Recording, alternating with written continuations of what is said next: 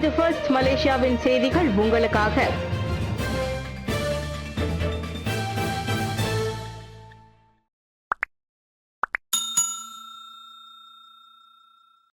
PKR கட்சி தேர்தலில் உதவி தலைவர் பதவிக்கு போட்டியிடுகிறார் டத்துஸ்ரீ ரமணன். மே மாதம் PKR கட்சி தேர்தலில் உதவி தலைவர் பதவிக்கு போட்டியிடுவதாக டத்துஸ்ரீ ரமணன் ராமகிருஷ்ணன் அறிவித்துள்ளார். அது குறித்து கட்சித் தலைவர் டத்துஸ்ரீ அன்வார் இப்ராஹிமிடம் தாம் முன்கூட்டியே தெரியப்படுத்தி இருப்பதாக அவர் சொன்னார்.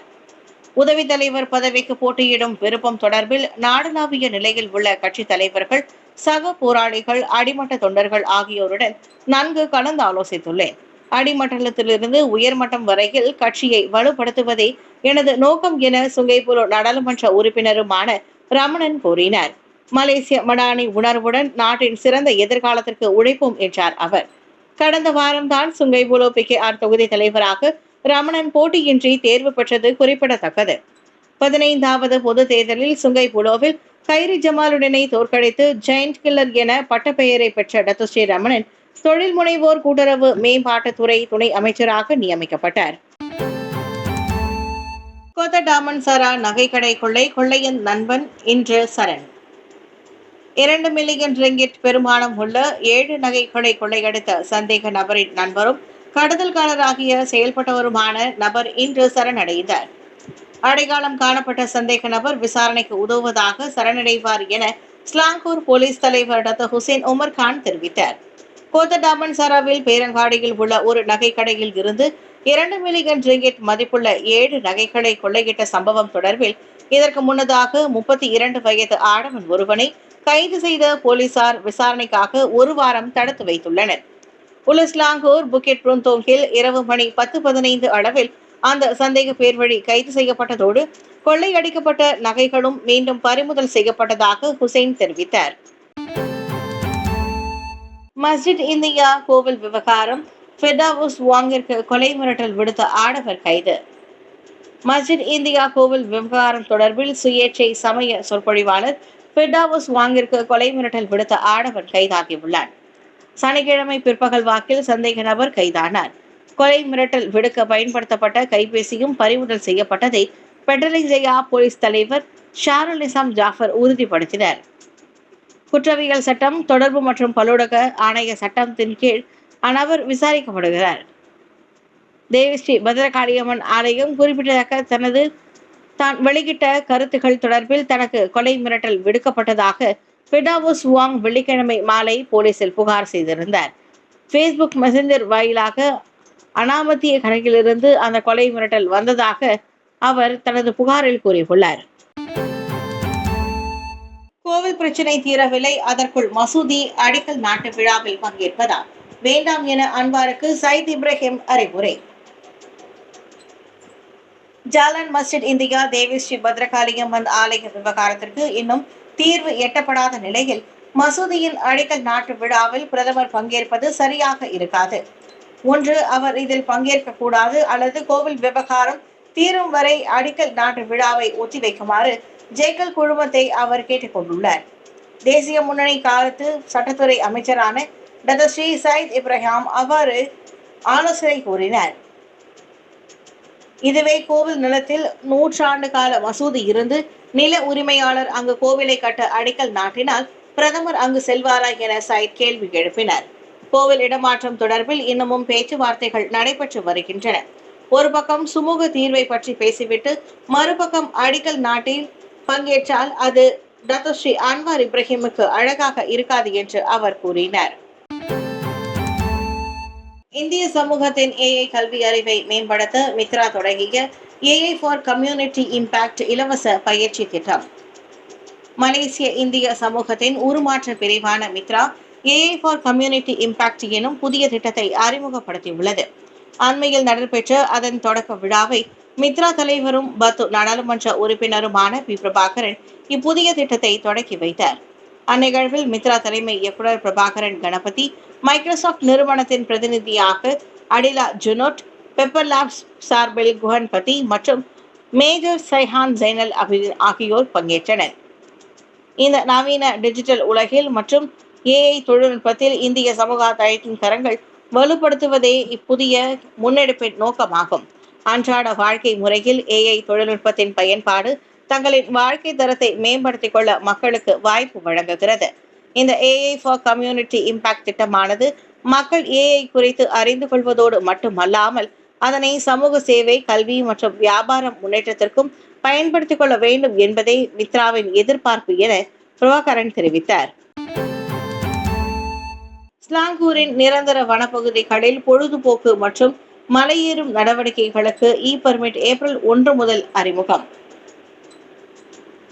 ஏப்ரல் 1 முதல் ஸ்லாங்கூரின் நிரந்தர வனப்பகுதிக்குள் பொழுதுபோக்கு மற்றும் மலையேற்ற நடவடிக்கைகளுக்கான அனுமதி விண்ணப்பங்கள் இணையம் வாயிலாகவே சமர்ப்பிக்கப்பட வேண்டும். அவ்விண்ணப்பங்கள் ஸ்லாங்கூர் வனத்துறையின் மின் அனுமதி முறையான ஃபாரஸ்ட் சமர்ப்பிக்கப்பட வேண்டும் என மாநில வனத்துறை தமது அமைச்சால் வெளியிடப்பட்ட அறிவிப்பில் தெரிவித்துள்ளது. வாடிக்கையாளர்கள் குறைந்தது 48 மணி நேரங்களுக்கு முன்பே தங்களது அனுமதி விண்ணப்பங்களை சமர்ப்பிக்க வேண்டும். ஒப்புதல் கிடைத்த 24 மணி நேரத்திற்குள் கட்டணத்தை செலுத்திவிட வேண்டும் என்பது குறிப்பிடத்தக்கது. ஃபாரஸ்ட் மினியல் அமைப்பு வழியாக பெர்மிட்டின் அனுமதியை பயன்படுத்துவதற்கான விளக்கம் அளிக்க படத்தையும் அது பகிர்ந்தது. கமுனிங் ஷா அலாம் நெடுஞ்சாலையில் சாலை தடுப்பு சோதனையில் மோட்டார் சைக்கிளில் தப்பியோட முயன்ற போது விபத்து, 5ஆம் படிவ மாணவன் காயம். கமுனிங் ஷா அலாம் நெடுஞ்சாலையில் போலீஸ் சோதனையின் போது மோட்டார் சைக்கிளில் தப்பியோட முயன்ற போது நிகழ்ந்த விபத்தில் 5ஆம் படிவ மாணவன் ஒருவன் காயமடைந்தார். ஷா அலாம் செக்ஷன் 14 பெர்சியாரான் சுல்தான் சாலையில் போலீஸ் சோதனையை மேற்கொண்ட போது மோட்டார் சைக்கிளை எட்டி ஓட்டிச் சென்ற அந்த மாணவன் திடீரென வந்த வழியிலேயே திரும்பி செல்ல முயன்ற போது விபத்துக்குள்ளானதாக ஷா அலாம் மாவட்ட போலீஸ் தலைவர் முகமது இக்பால் இப்ராஹிம் தெரிவித்தார். போக்குவரத்து விதிகளை மீறியதால் மோட்டார் சைக்கிள் ரோந்து பிரிவின் போலீஸ்காரர் அந்த மாணவரை தடுக்க முயன்ற போது 4 சக்கர வாகனம் மோதி அந்த மாணவன் கீழே விழுந்தான். இடது தொடை மற்றும் தோள்பட்டையில் காயமடைந்த அந்த இளைஞன் சிகிச்சைக்காக ஷா அலாம் மருத்துவமனைக்கு கொண்டு செல்லப்பட்டான். போலீஸ் மேற்கொண்ட சோதனையின் போது அந்த 17 வயது இளைஞன் மோட்டார் சைக்கிள் ஓட்டும் உரிமத்தை கொண்டிருக்கவில்லை என்பதோடு அந்த மோட்டார் சைக்கிளின் சாலை வரியும் காலாவதியாகி இருந்தது தெரிய வந்தது. சுங்கை பசாரில் பெட்ரோல் நிலையத்தில் கழிவறைக்குள் புதிதாக பிறந்த சிசுவின் உடல் கண்டுபிடிப்பு, 2 பெண்களுக்கு போலீஸ் வலைவீச்சு. சுங்கை பசார் சுங்கை ஹாஜி டொரணியில் உள்ள ஒரு பெட்ரோல் நிலையத்தின் கழிப்பறையில் நேற்று குழந்தை பிறந்ததை மறைத்து அக்குழந்தையின் உடலை வீசியதாக சந்தேகிக்கப்படும் 2 பெண்களை போலீசார் தேடி வருகின்றனர். கழிப்பறை பகுதியில் சிசுவின் உடல் கண்டெடுக்கப்பட்டது தொடர்பில் மதியம் 12 மணி அளவில் தகவல் கிடைத்ததாக சபா பெர்னாம் போலீஸ் தலைவர் யூசுப் அகமது தெரிவித்தார். போலீசார் சம்பவ இடத்திற்கு விரைந்ததோடு மருத்துவ பரிசோதனையில் அந்த சிசு இறந்துவிட்டதை உறுதிப்படுத்தினர். முதற்கட்ட விசாரணையில் ஒரு கர்ப்பிணி பெண் மற்றொரு பெண்ணுடன் பெண்கள் கழிப்பறைக்குள் நுழைவதை சிசிடிவி காட்சிகள் படம் பிடித்துள்ளதாக யூசுப் கூறினார். அவர்கள் நீல நிற ஃபுரடுவா விசா வருவதை கண்ட போதிலும் வாகனத்தின் பதிவு எண் தெளிவாக இல்லை என்று இன்று வெளியிட்ட அறிக்கையில் யூசுப் அகமது சுட்டிக்காட்டினார். பிரிட்டன் கடற்கரையில் எலும்புக்கூடு போன்ற அரிய உருவத்தை கண்ட தம்பதி, வைரலாகும் புகைப்படங்கள். இங்கிலாந்தை சேர்ந்த ஒரு தம்பதி கடற்கரையில் எலும்புக்கூடு போன்ற ஒரு அரிய உருவத்தை கண்டதாக தங்கள் அனுபவத்தை பகிர்ந்து கொண்டுள்ளனர். அவர்கள் பார்த்ததாக சொல்லும் அந்த உயிரினம் துடுப்புகளை கொண்டிருந்ததோடு ஒரு கடற்கனி போல தோற்றம் அளித்ததாம். எக்ஸ் தளத்தில் அத்தம்பதி பகிர்ந்த புகைப்படங்கள் அந்த மர்ம உயிரினம் மணலில் பாதி புதைந்து கடற்பாசியால் சூழப்பட்டிருந்ததை காட்டுகின்றன.